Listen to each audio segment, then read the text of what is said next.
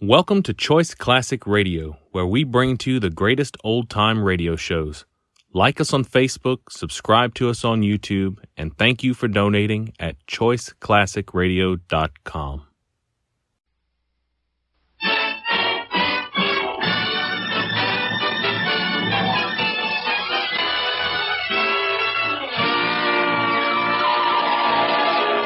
The F.W. Fitch Company, makers of those fine Fitch products, presents Dick Powell as Private Detective Richard Rogue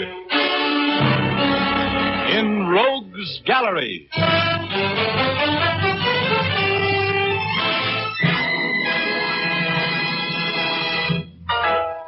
Rogue speaking. Well, I was suffering one of my regular attacks of rigor indolence last year when I decided to commune with nature in a gentle sort of a way. So I made a reservation at the L7 Dude Ranch out in the desert. The afternoon I arrived at the ranch, I was lolling around the swimming pool, exposing my epidermis to the sun and admiring the scenery, when part of the scenery walked up and took a poke at another part of the scenery over some of the most beautiful scenery I've ever seen in or out of a white satin bathing suit. The poker was a paunchy 45, the pokey a very slick 30.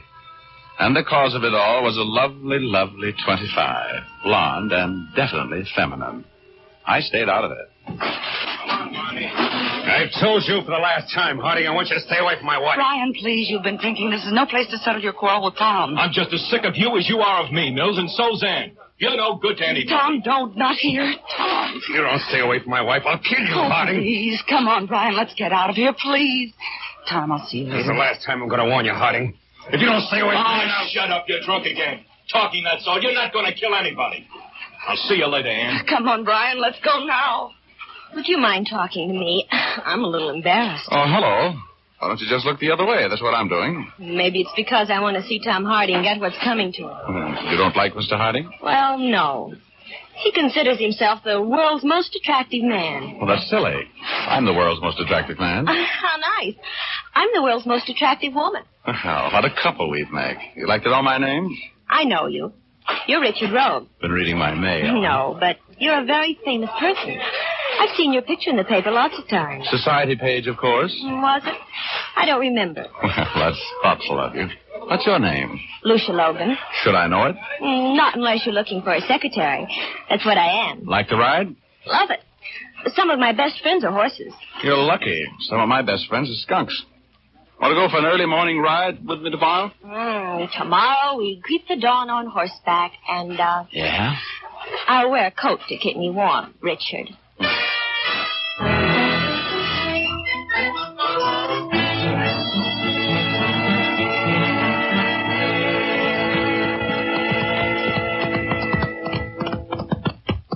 You know, Lucia, darling, this scene brings out the gene author in me. Yes, sir. If I had my guitar, I'd sing for you, so help me. Oh, bury me not on the lone prairie. Yeah, this is for me, baby. Yep, someday I'm going to save enough money to buy me a ranch out here, and then I'm through with a crowded city. Yep. Me for the wide open spaces, with my dogs and my horses And a pretty little partner to cook and sew. and milk the cows and throw down the hay into the horses' stalls. I'm not listening anymore. Oh? What's ever happened to the pioneer woman? Richard, look. Where? Over there, where I'm pointing. There's a man lying there. Huh? Yeah. Come on. He's hurt. Must have been thrown from his horse or something. Yeah. I can't hang on, Richard. Well, take it easy then. Whoa, boy. Whoa. Settle down. Whoa. Oh, no. This couldn't happen to me. Who is it, Richard? It's Tom Harding, baby. Stay on your horse. Is he unconscious? No. He's been shot. He's dead.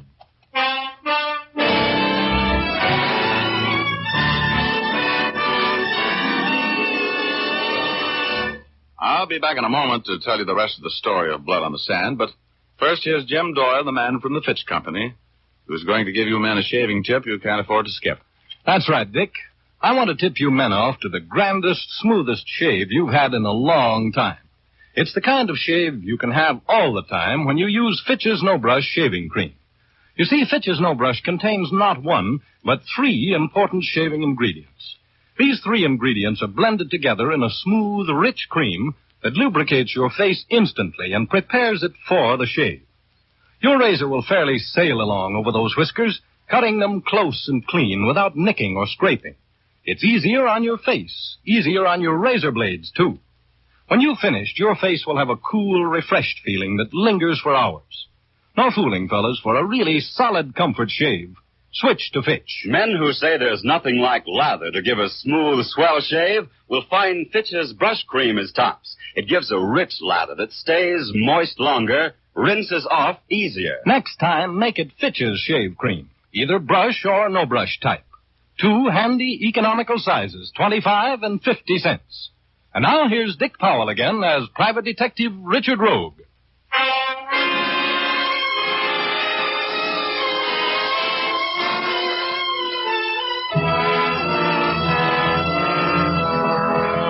As I was saying, before Jim Doyle put in that pitch for Fitch, when the great outdoors called me down to the L7 Dude Ranch on the desert for a 2-week vacation, I didn't expect to meet a dream girl like Lucia Logan.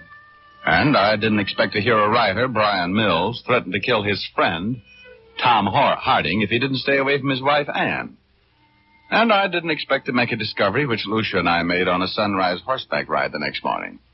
We were just riding along, enjoying the dawn, when we saw the body of a man lying on the floor of the desert. I reached the body first. Who is it, Richard? It's Tom Harding, baby. Stay on your horse. Is he unconscious? No, he's been shot. He's dead. Oh, Richard. He was murdered and there's no gun here. Oh, why do things like this always happen to me? Oh, Richard. Let's get back to the ranch. I'm scared. There's nothing to be scared of. The guy's dead. But whoever shot him might still be around here, Richard. Whoever shot him never was around here, baby. There's not a footprint in sight. And he was shot from long range, if I'm any good at my business. But it's just getting light. You remember last night, baby? Remember the moonlight? It didn't even take good shooting to kill this guy.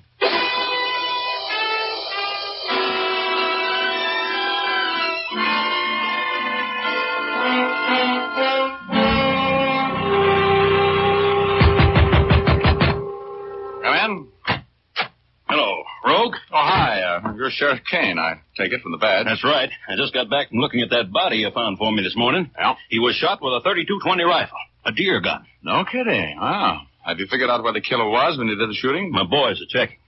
You, going to help me out on this case, Rogue? I'm on a vacation. Well, I can use any help you want to give me. I'll swear you in as a deputy. No, thanks, Kane. Believe me, I want no part of it. I'm up here for a rest, and I'm going to have it. Well, let me know if you change your mind. I sure will. Oh, by the way, any ideas on who would want to kill Hardin? I just got here yesterday afternoon. I don't know anything about the guy. But you heard his life threatened yesterday at the swimming pool, didn't you? Oh, you know about that, huh? Mm-hmm. I just wanted to know how much you weren't going to cooperate, Rogue. Well, I knew somebody would tell you. Now, just leave me out of it, Kane. I pass. Well, sorry. I'll see you later, Rogue.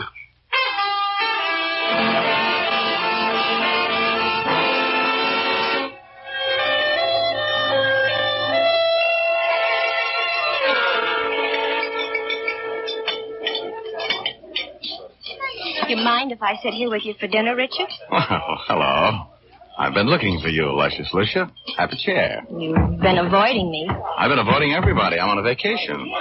I don't want to get mixed up in that murder. You know, everybody thinks Mr. Mills did it.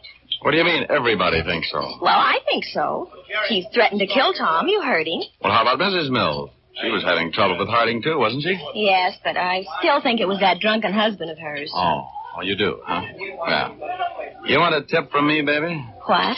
Don't be going around having hunches about murders, and if you have them, shut up about them. Stay out of it. Well, the sheriff won't let anybody leave the ranch. You came here for a week, didn't you? How about a ride in the morning? We didn't get very far with that one this morning, did we? Mr. Rogue? Yeah? Oh, hello, Mills. Could I see you for a moment, Mr. Rogue? Well, I'd like to eat my dinner if they ever serve it. Oh, perhaps later, huh? What do you want to see me about, Mills? In your professional capacity, Mr. Rogue. I'm not in my professional capacity. Could I drop by your cabin later this evening? Sure, if you can walk that far, I'll be there. Thank you. My goodness, you're popular. Just like being with a movie star. Yeah. So how about that horseback ride in the morning? Want to try it again? I'd love to. Such exciting things happen when I go for rides with you.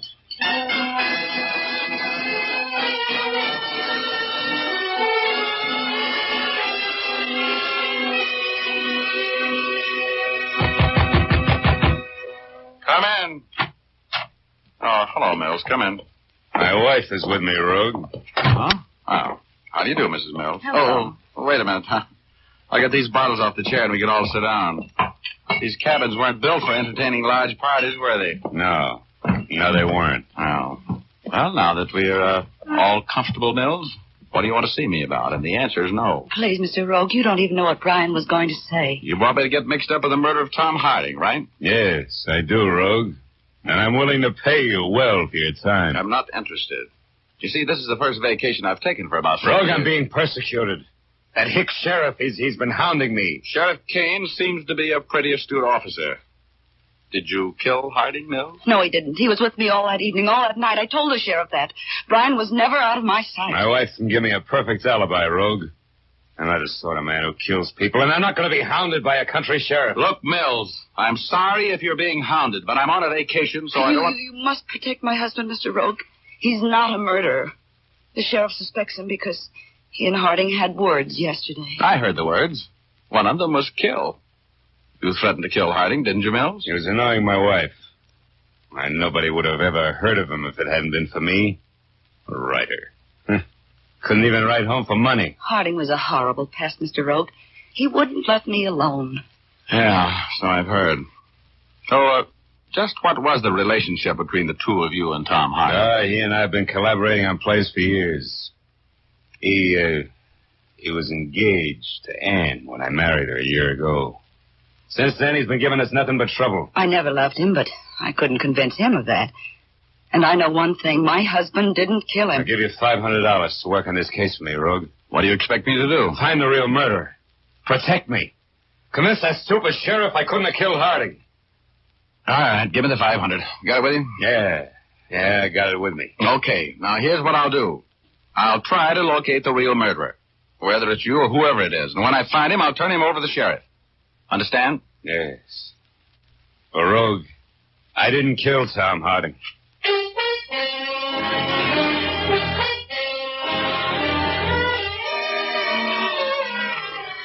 I don't know what it is about money that frays my immoral fiber, but when the man handed me those nice, crisp $100 bills, all my bad intentions about enjoying my vacation disappeared like friends when I'm broke.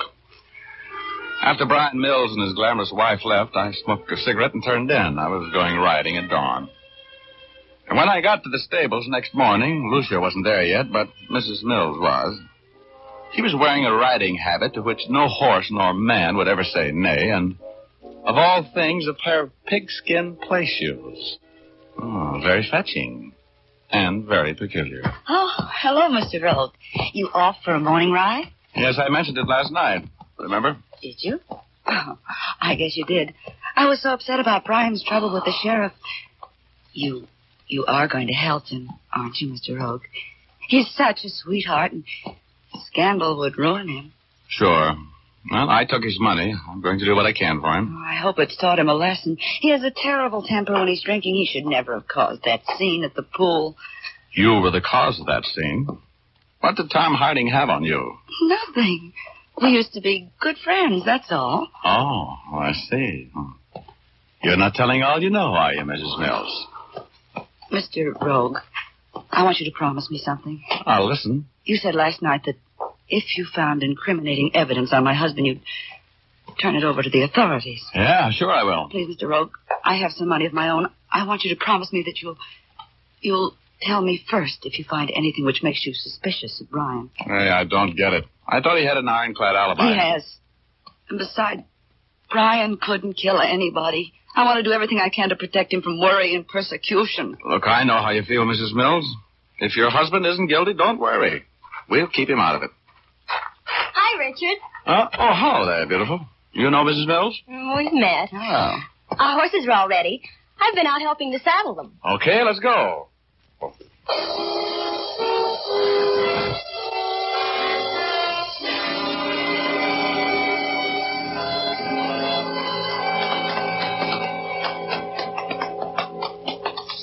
I don't like this, Richard. Climbing mountains on horseback. What do you think of Mrs. Mills? I don't. There's a method in my madness, baby. I'm a working man today. You are? Who are you working for? Secret. You've decided to get mixed up in that murder, haven't you? Yep, something nice happened to me. That's what we're doing here at the spot where we located that body. I was sighting in on this pile of rocks. Are you being mysterious? No, not especially. Today I'm being a detective. You see, Angel, Harding was shot with a deer gun. Everybody knows that. I'm no detective, and I know that. Okay, but do you know enough to figure out where the shot came from? By the way the body fell? I don't even care. I came out for a horseback ride, and I want to enjoy it. This is no fun, walking a horse up the side of a mountain. We haven't far to go. Just stay with me a little longer. And to think I turned down a date with that nice-looking blonde boy from San Francisco this morning. Oh, look, are you going to stop, Beefy? Oh, boy. Why are you stopping, Richard? Oh, I just want to look around here a little bit. Oh, boy. What are you looking for? I'm prospecting for lead, maybe with a copper jacket. Come on, we're walking from here. Oh, no.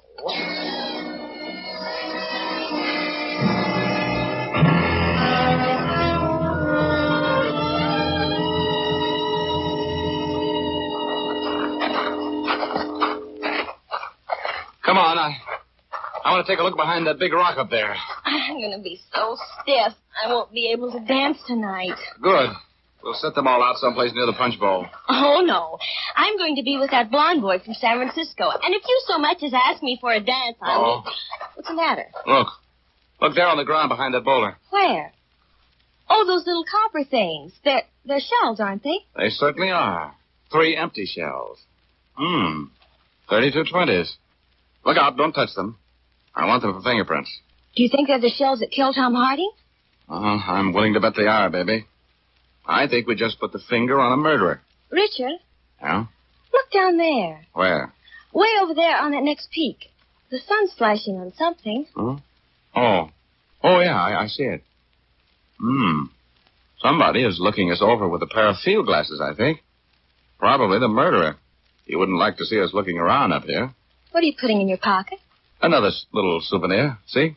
Oh. Get on, baby. Get on. That was a rifle bullet. Get on here behind this rock.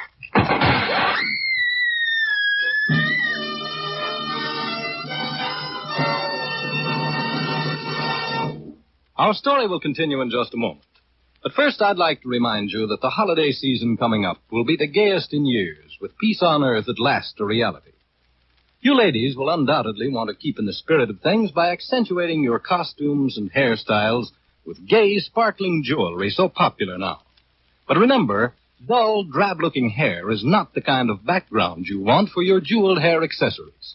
Try using Fitch's saponified coconut oil shampoo to give your hair luster and a jewel-like sparkle. Fitch's saponified shampoo is made from mild coconut and pure vegetable oils, so it won't dry your hair. Even immediately after washing, your hair will be soft and shiny, easy to set into your favorite holiday hairstyle. Using Fitch's saponified shampoo will take only a few minutes from your busy day, too. Just a little shampoo makes mountains of fluffy, fragrant lather. And since Fitch's saponified shampoo contains its own patented rinsing agent, you won't have to bother with a special after-rinse. To keep your hair looking radiantly lovely at its holiday best, use Fitch's saponified coconut oil shampoo.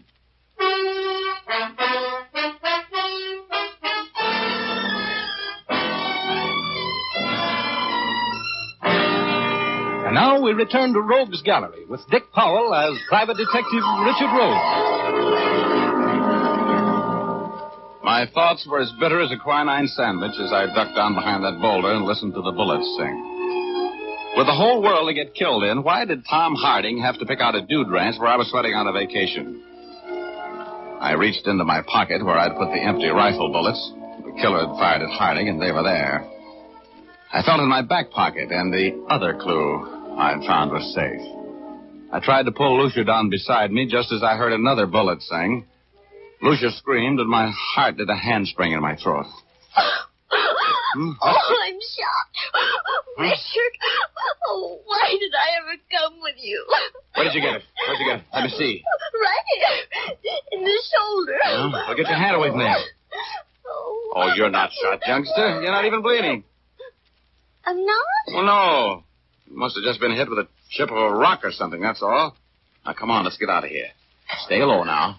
I'll go first. Oh, if I ever get back to that ranch alive, Richard Rogue, and if you ever speak to me again. Oh, take it easy, baby. This will be something to tell our grandchildren about. Our grandchildren. Richard Rogue, I never want to see you again.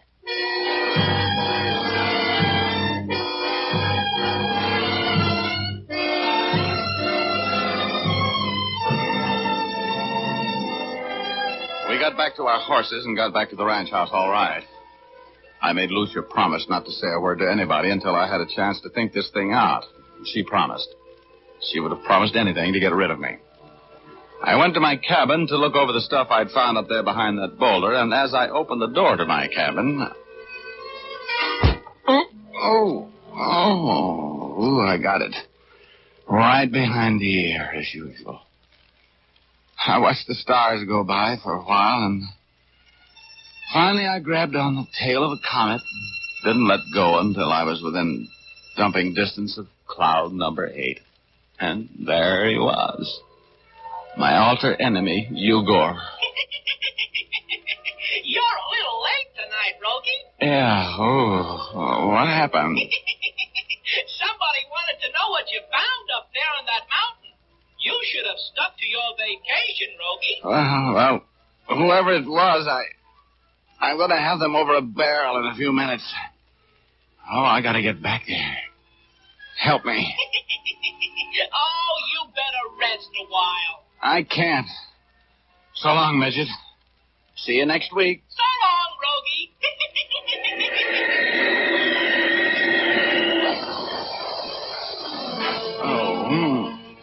Well, I came to and felt my head. It was really caved in. Whoever hit me used a piece of firewood. I looked in my pants pocket. The handkerchief I'd wrapped the empty cartridges in was gone. I grabbed at my back pocket, and it was there. That other little clue I'd picked up there behind that boulder. I staggered to my feet, and I headed for the main ranch house. I saw the sheriff's car outside. I wanted to talk with him. Rogue! Hey, what's the matter? What's happened here, man? Oh, nothing much. Somebody just battered my brains out, that's all. Oh. Yeah, I want to talk with you, though. Come on. Sure. Well, I've been working on that murder for you. Oh, swell. Yeah, I was hired by one of the suspects. Not Mills. Yeah, that's the guy. Oh, he's guilty as the devil, Rogue. How do you figure? Motive. He had a double-barreled one. First, Harding had been making up to his wife. Second, Harding and Mills had drawn up partnership papers, providing that if either one of them died, the other would be sole owner of anything they were working on. Yeah? Sure. I've been checking on them through the L.A. police. They've got a play that every picture company is bidding for and every Broadway producer is interested in, a gold mine. Well, now that Harding's dead, the play is the sole property of Mills. Those two motives good enough for you? Well, how about his alibi? His wife said he was never out of her sight. If that's true, he couldn't possibly have killed Harding. Well, I got a call from his wife telling me to meet her at their cabin at noon. That's going to be the end of that alibi, I think. She sounded nervous and scared. I'm going over there now. Going with me? Sure. Yeah, I'll go. Oh, I found the place where the killer waited for Harding to keep his date to be killed. Oh, you did, huh? Yeah, and I also found the casings from the bullets that killed him. Well, where are they? Any fingerprints? Somebody just knocked my brains out and took them from me. Oh, how long ago? Well, it must have been a half an hour. That's what you get for not cooperating with me, Rogue. You cost me... Hey, that came from the Mills cabin. Come on. Right. Drop that gun, Mrs. Mills. I killed him. I killed my husband. Yeah, you sure have. Hey, what happened? He had that rifle. He was going to kill me. Why was he going to kill you? Lock the door, Kane. Huh? Oh, yeah. Now, look, Mrs. Mills. You'll have to get a hold of yourself. Why was your husband going to kill you? Because I knew I was going to tell the sheriff he wasn't with me last night. He was drinking. He took that rifle and left before Tom Harding was killed. I told him I couldn't go on lying. Oh, that's why you sent for me. You were going to break his alibi. Yes. He killed Tom. He was boasting about it to me. Oh, poor Brian. I loved him, but I couldn't. That rifle there, 32-20, Sheriff. Mm-hmm. It's the murder gun, all right. Well, looks like this case is all wrapped up, Rogue. I'm sorry, Mrs. Mills. Now, look, Sheriff, this case is all wrapped up all right, but not the way you think. Mills never killed anybody. Why, what do you mean? I mean, Mrs. Mills missed something when she beat my brains out and took me down for those cartridges a while ago. Me? I don't know what you're talking about. Hey, you'd better have something to back that up, Rogue. If I haven't, I'll take the rap. Look, Kane. You see those fancy ladies' cowboy boots over there in the corner? Yeah? Get away from them. I got her. Bring those boots over here, Kane. Let go of me. Okay, Rogue. How about letting me in on it? Well, half the heel's gone off the left boot, isn't it? Yeah? Let go of me. If you don't stand still, Mrs. Mills, they're going to slug you. I've got that broken boot heel right here in my pocket, Kane, and I had a witness when I found it this afternoon. Up there behind that boulder where Mrs. Mills here waited for Tom Harding to keep his date with her and a couple of slugs from a 32-20.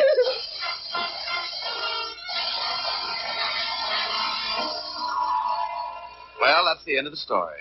Mrs. Mills didn't want her husband, and she didn't want her old boyfriend. She just wanted to own that play everybody was fighting for. So when her husband threatened her boyfriend, she went into action. She invited Tom Harding to a rendezvous on the desert and shot him to death. And then when her husband was suspected of the crime, she gave him an alibi. So she could kill him later and swear it was self-defense. She would have gotten away with it, too, if it hadn't been for that half of boot heel. The minute I saw it lying there behind that boulder, I thought of her western riding habit that morning and the pigskin play shoes. That started my massive intellect work, and of course, when that happened, that was all. I also remembered the faint odor of her expensive perfume just before that log knocked my brains out. And, well, after the excitement was over and I had combed the lump out of my hair, I went over to see Luscious Lucia. Oh, you. Oh, hello, dear. I just thought I'd drop I over. told you I never wanted to see you again. Oh, well, she was a little on the chubby side anyway. You know what I mean?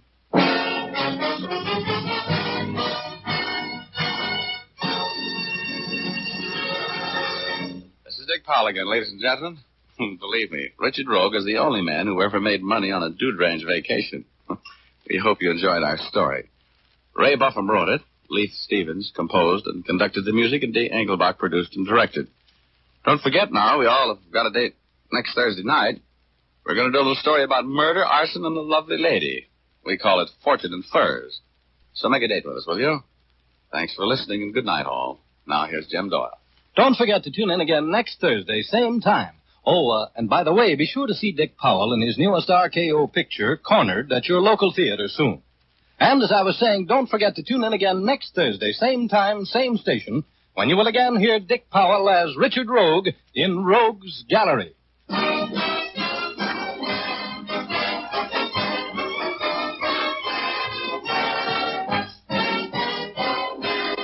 Remember, if dandruff is your problem, ask for Fitch's Dandruff Remover Shampoo. Removes dandruff the first time it is used. Fitch's Dandruff Remover Shampoo is the only shampoo whose guarantee to remove dandruff is backed by one of the world's largest insurance companies. This statement can be made by no other shampoo. Ask for Fitch's Dandruff Remover Shampoo at your drug or toilet goods counter, barber, or beauty shop.